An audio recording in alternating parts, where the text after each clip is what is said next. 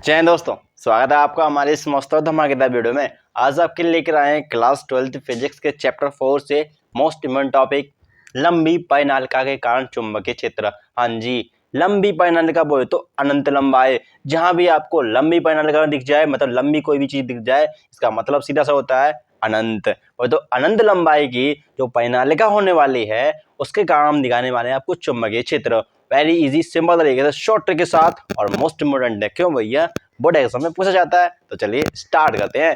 तो भैया जी बात कुछ ऐसी, हमें निकालनी लंबी परिनालिका के कारण चुंबकीय क्षेत्र। अब परिनालिका क्या होती है, और हाँ सुनो, ये हमारा एप्लीकेशन हुई तो अनुप्रयोग है किसका किसका भैया जी, ये हमारा बायोसेवर्ट नहीं फिर कि ये एम्पियर के पथ का नियम, मतलब जो एम्पियर लूप का जो नियम है ना, एम्पियर का जो परिपथीय नियम है उसका एप्लीकेशन है, वो तो अनुप्रयोग। चलिए स्टार्ट करते हैं।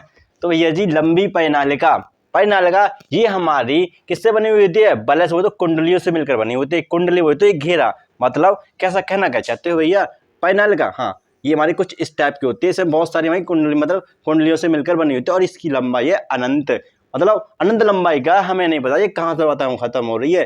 तो ये माइनस प्लस अनंत से माइनस अनंत तक ये अनंत लंबाई की परिनालिका है, और ये किससे मिलकर बनी हुई है, बलय से। किससे, बलय से। ठीक है, इससे हमारे पास बलय है, हाँ इसी के ऊपर बहुत सारे जोड़ते जाओ तो हमारे क्या हो जाएगी, एक परिनालिका का रूप ले, जैसे स्प्रिंग को खींच दीजिए, हमारी परिनालिका दिख जाएगी आपको। ठीक है भैया जी, हाँ तो भैया जी हमें निकालना है इसके कारण चुंबकीय क्षेत्र। अब ये लंबी परिनालिका है, लंबी परिनालिका, तो इसमें क्या है, हमारी करंट बह रही है कुछ इस डायरेक्शन में।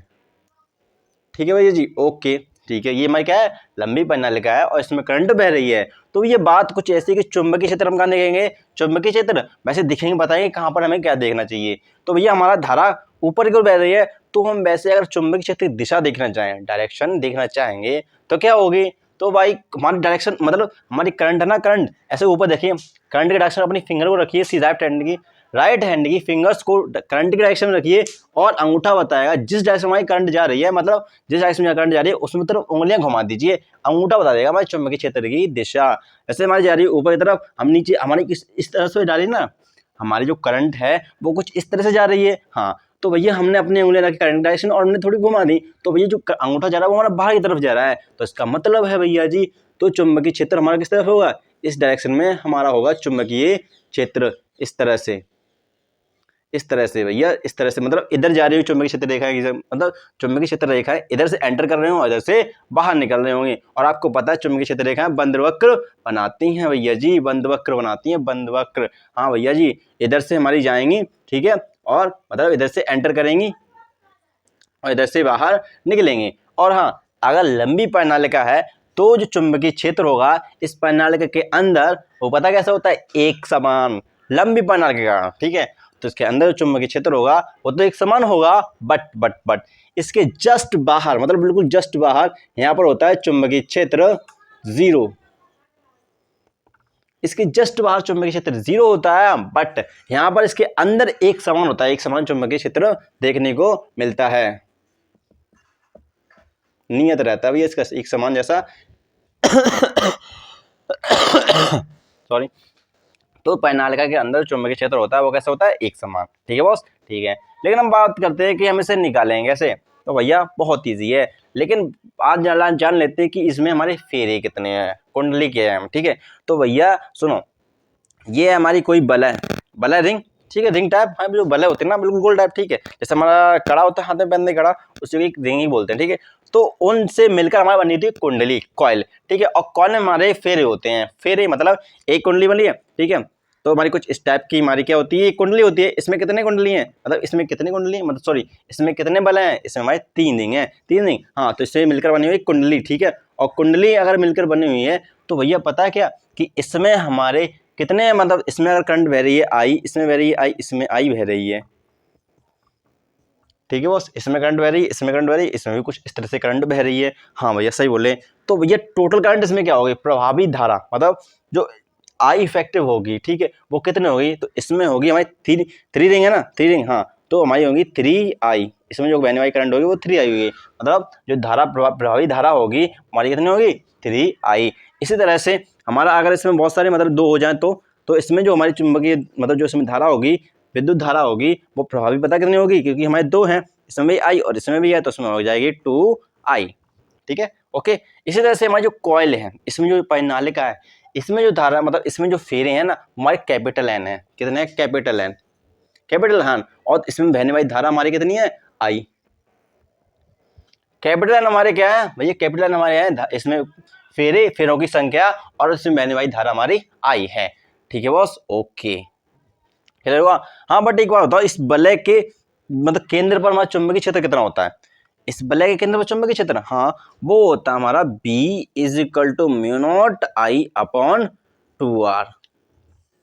ये होता ना, हाँ। लेकिन कुंडली के ऊपर, कुंडली भैया इसमें कुंडली अगर हमारे 3 फेरे हैं, तो 3 फेरे हैं, अगर 3I है, तो भैया इसमें चुंबकीय क्षेत्र इसका कितना होगा इसके केंद्र पर? तो इसके केंद्र पर चुंबकीय क्षेत्र होगा μ0, बट यहाँ पर आएगी हमारी कौन सी? I इफेक्टिव, मतलब प्रभावित धारा, और अपॉन आ जाएगा हमारा क्या भैया? 2R।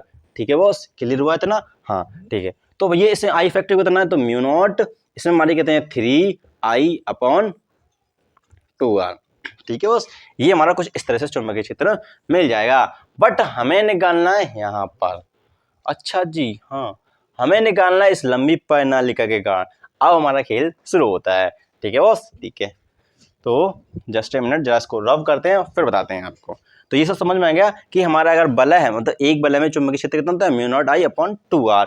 बट हमारे पास बहुत सारे बलय हैं, जिससे बनाई हमारी कुंडली, और कुंडली हमारे अगर 3 फेरे हैं, 3 फेरे मतलब बलय के 3 फेरे लगाए हैं, तो भैया ये हमारी कुंडली बन गई, मतलब कॉइल बन गई। कॉइल में हमारे जैसे कॉपर मतलब जो हीटर वाला तार होता है ना, वो हमारी कैसे होती है? कॉइल हीट होती है, एक लंबी परिनालिका भी होती है एक तरह से। ठीक है, तो भैया जो हमारी परिनालिका वो हमारी कॉइल से मिलकर ही बनी हुई होती है। ठीक है, तो मतलब इसमें बहुत सारे फेरे होते हैं। ठीक है, उसको हम कॉइल से मिलकर बनी, जैसे आपकी जो पानी गर्म करने वाली जो वो होती है ना रॉड, उसमें भी तो हमारे फेरे होते हैं, उसमें भी कुंडली होती है ना। हाँ, जैसे हमारा सांप अगर बैठ जाता है तो वहीं पर कुंडली मारकर बैठा होता है, बस जस्ट से। ठीक है भैया, तो हमारे जब 3 फेरे हैं तो उसमें हमारी प्रभावी धारा 3I है। ऐसे अगर हमारे 2 फेरे हैं, मतलब एक कुंडली में 2 फेरे हैं, तो हमारे कितने हैं भैया? ये हमारे 2I है, 2I है। ठीक है, जो प्रभावी धारा होगी वो कितनी होगी? 2I। ऐसी प्रकार से अगर हमारी किसी मतलब जो लंबी कुंडली मतलब उसको बोलते हैं परिनालिका भैया। ठीक है, तो भैया जब इसमें अगर हमारे कैपिटल N है हमारे फेरे, तो उसमें प्रभावी धारा कितनी होगी? Capital NI। ठीक है बॉस, ठीक है, तो चलो देखते हैं, अब लगाते हैं अपना एम्पियर लॉ का नियम, एम्पियर परिपथ का नियम। ठीक है बॉस, ओके, क्योंकि भैया हमारा अनुप्रयोग ही उसी का है, एम्पियर अंकल का ही तो है अनुप्रयोग। ठीक है, तो भैया हम लगाते हैं यहाँ पर क्या? हम लाते हैं अपने एक एम्पियर अंकल का, क्योंकि वो देते हैं कि बंद परिपथ पर, हाँ, क्योंकि हम एक ऐसा परिपथ लेते हैं जो बंद होना चाहिए। ठीक है बॉस, तो हमने यहाँ पर जो बंद परिपथ लिया भैया, वो हमने कैसा लिया? रेक्टेंगल टाइप ले लिया।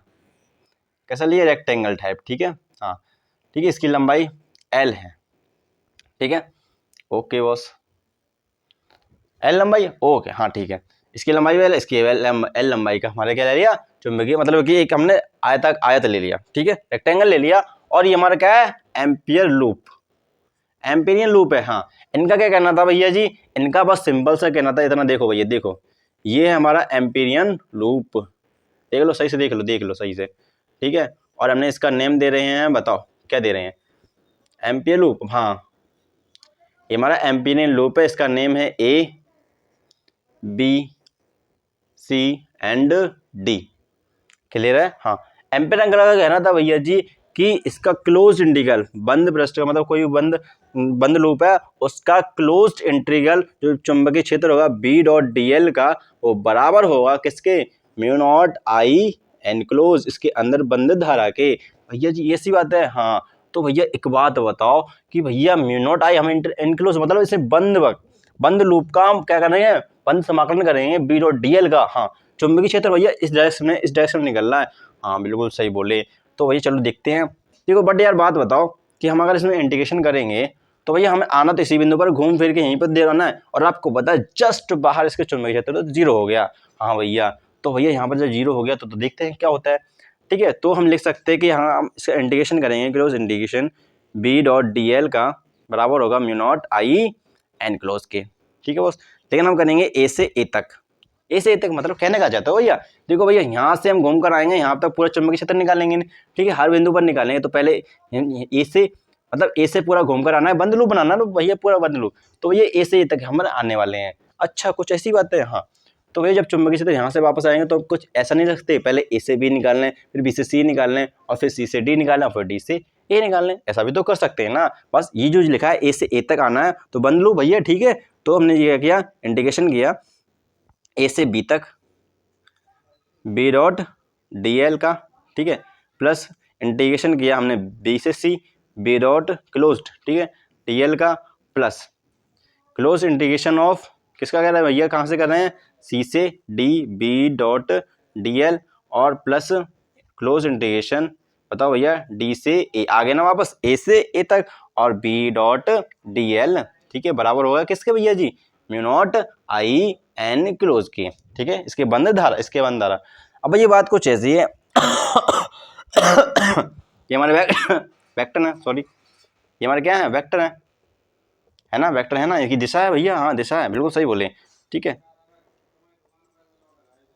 क्लियर है, ओके, इतना क्लियर हो गया, हाँ ठीक है। चलो जरा इसको सॉल्व करते हैं। तो ये जब ए से बी जा रहे हैं, B dot D L, B dot D L मतलब यहाँ पर हमारा जो आएगा इक्वेशन जो बनने वाली है भैया, बताओ क्या बनेगी, बी डॉट डी एल, हाँ क्लोज इंटीग्रेशन ए से बी, ठीक है, B dot B D L cos of theta.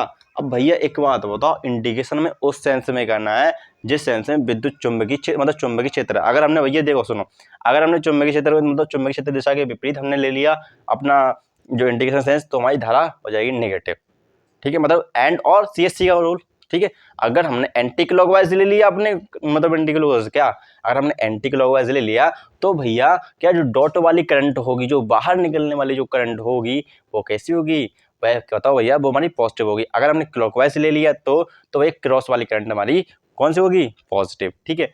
तो भैया यहाँ पर हम कुछ इस तरह से ले रहे हैं कि भैया कि जिस डायरेक्शन में हमारी क्या है, जिस डायरेक्शन चुंबकीय क्षेत्र है उसी डायरेक्शन में अपना क्या इंटीग्रेशन करेंगे अपने किसका, इस बंद लूप का, ठीक है भैया। तो हमने इसी डायरेक्शन में ले लिया, तो यहाँ पर जो थीटा हो गया भैया, जो थीटा हो गया वो हो गया 0 ए से बी तक, थीटा 0, हाँ इसका मतलब है कि थीटा हो गया सॉरी थीटा 0 हो गया तो cos 0 का मान 1, ठीक है, ए से सॉरी बी से सी, ठीक है, बी से सी, हाँ ये हो जाएगा B D L cos theta, ठीक है, इतना हो गया, हाँ। तो भैया देखो जरा, बी से सी हम जा रहे हैं, बी से सी जा रहे हैं, अच्छा जी, हाँ कुछ इस तरह जा रहे हैं, तो इसका मतलब भैया देखो चुंबकीय क्षेत्र की दिशा इस तरफ है, और हमारे जो बंद लूप जो लूप है ना उसकी इंटीग्रेशन है, जो इंटीग्रेशन का सेंस है वो हमारा कैसा है, लंबवत है, लंबवत है, इसका मतलब थीटा हो गया यहाँ पर कितना 90 डिग्री, तो यहाँ पर थीटा 90 मतलब ये 0 हो गया, टोटल 0 टर्म हो गया, ठीक है। ये हमारा फिर हम क्या कहाँ से चले हैं, फिर चले हैं हम सी से डी, सी से डी, हाँ क्लोज इंटीग्रेशन करें भैया, close integration B D L cos of theta, ठीक है। यहाँ पर थीटा देखो भैया, भैया थीटा तो बिल्कुल सही है, यहाँ पर हमारी चुंबकीय क्षेत्र इस दिशा में और हमारा डी एल मतलब कितना हो गया भैया 180, बट यहाँ पर चुंबकीय क्षेत्र तो है ही नहीं, चुंबकीय क्षेत्र ही नहीं है, हाँ तो यहाँ पर बी ही 0 हो गया भैया, बी ही 0 हो गया, बस खेल खत्म। अब भैया और देखते हो भैया एक और रह गया, 21 और रह गया, कौन सा, डी से ए वाला, डी से A B D L cos of theta, ये किसके बराबर हो जाएगा, mu naught I N close के, ठीक है, ओके इतना क्लियर हो गया, हाँ। तो भैया एक बात बताओ, हाँ बताओ क्या करने भैया, कॉस थीटा, इसमें थीटा देख लो बी डी एल डी से ए में, तो डी से ए में जो थीटा होगा वो हमारा कितना हो गया 90 डिग्री, ये 90 डिग्री हो गया, हाँ ये 90 डिग्री हो, तो इसका मतलब ये हमारे कॉस 90 मतलब 0, देखो भैया कॉस 0 का मान होता है 1 और कॉस 90 का मान होता है 0, ठीक है, ओके सॉरी। तो ये थीटा यहाँ पर 0 हो गया, तो मतलब बी यहाँ पर बचा हमारा बी डॉट मतलब ए से बी वाला ही बचेगा ओनली, क्योंकि बचेगा हमारा बी डी एल, ठीक है, और ये तो हमारा प्लस 0 हो जाएगा, देखिए ये भी 0 हो जाएगा, प्लस ये भी 0 हो जाएगा, क्यों, क्योंकि भाई यहाँ पर हमारा थीटा हमारा 90 है, तो मतलब cos 90 0, ठीक है। यहाँ पर हमारा चुंबकीय क्षेत्र ही जिसके जस्ट बाहर 0 हो गया, तो ये तो पूरा ही 0 हो गया बच्चा, ये यहाँ पर थीटा कितना हो गया भैया, यहाँ पर थीटा हमारा 180 हो गया, सॉरी यहाँ पर 90 हुआ था, ठीक है, यहाँ पर 90 हुआ था, क्योंकि भैया देखो चुंबकीय क्षेत्र नीचे और हमारे सॉरी जो हमारा क्लोज सेंस ऑफ इंटीग्रेशन है ना, सेंस ऑफ इंटीग्रेशन वो हमारा कैसा 90 डिग्री का है, मतलब नीचे जा रहा है, और जबकि चुंबकीय क्षेत्र हमारा इस दिशा में जा रहा है, इसका मतलब जो इसके जो बी डॉट डी एल के बीच जो कोण होगा वो कितना होगा 0 डिग्री 90 डिग्री, तो यहाँ पर cos 90 0 हो जाता है, ठीक है। तो बच्चा क्या हमारा mu naught I N close, ये बराबर हो जाएगा इसके, हाँ। अब एक बात बताओ, I N close Z effect मतलब आई इफेक्ट जो प्रभावी धारा वो कितनी लेनी है भैया जब फेरे एन कैपिटल एन है तो भैया इसमें धारा कितनी होगी, धारा हमारी एन आई होगी, कैपिटल एन आई, हाँ सिंपल सी बात है, ठीक है भैया। But B dot D L, A से बी तक, ए से बी तक कुल लंबाई एल है, बिल्कुल सही बोले, ए से बी तक कुल लंबाई एल है भैया, एल, हाँ ठीक है। तो हम जब इसका इंटीग्रेशन करेंगे तो बी तो बाहर आ जाएगा, डीएल का होगा हमारा इंटीग्रेशन, ठीक है, और जो कि बराबर होगा mu naught I capital N I के, है ना, सिंपल है, ओके बस ठीक है। तो ये एक बात बताओ, हाँ बोलो, कि ये बताओ एन है ना, एन स्मॉल एन, ये एकांक लंबाई में फेरों की संख्या होती है, ये हमारे कुल फेरों की संख्या, हाँ कुल फेरों की संख्या, ठीक है। तो एकांक लंबाई में कितनी होगी, देखो एकांक लंबाई में फेरों की संख्या जो होती है ना, एकांक लंबाई में फेरों की संख्या एन होती है, तो एल लंबाई में एन होती है भैया, एल लंबाई में कैपिटल एन और एकांक लंबाई में एन वाई एल, ये हमारे क्या है, मतलब एकांक लंबाई जो कि स्मॉल एन के बराबर होती है। इतना क्लियर हो गया, हाँ ठीक है, ओके। तो यहाँ से जो हमारा कैपिटल एन स्मॉल एन बराबर होता है कैपिटल एन अपॉन एल, ठीक है, इतना क्लियर हो गया, हाँ ठीक है। तो म्यू नॉट एन ये हमारा हो जाएगा क्या, बी डी एल, मतलब इस जो ये बचा ना इसकी कुल लंबाई कितनी है, इसकी कुल लंबाई है एल और म्यू नॉट एन आई, ये तो हमारा इफेक्टिव वाला है, ठीक है। तो जरा ये हमारा रिजल्ट बन रहा है कुछ इस तरह से, तो आ जाएगा बी एल और म्यू नॉट, कैपिटल एन को हम लिख सकते हैं small N L capital I, ठीक है, और एस एल से एस एल ये बेकार हो जाएगा, तो बी बचेगा mu naught I small N I.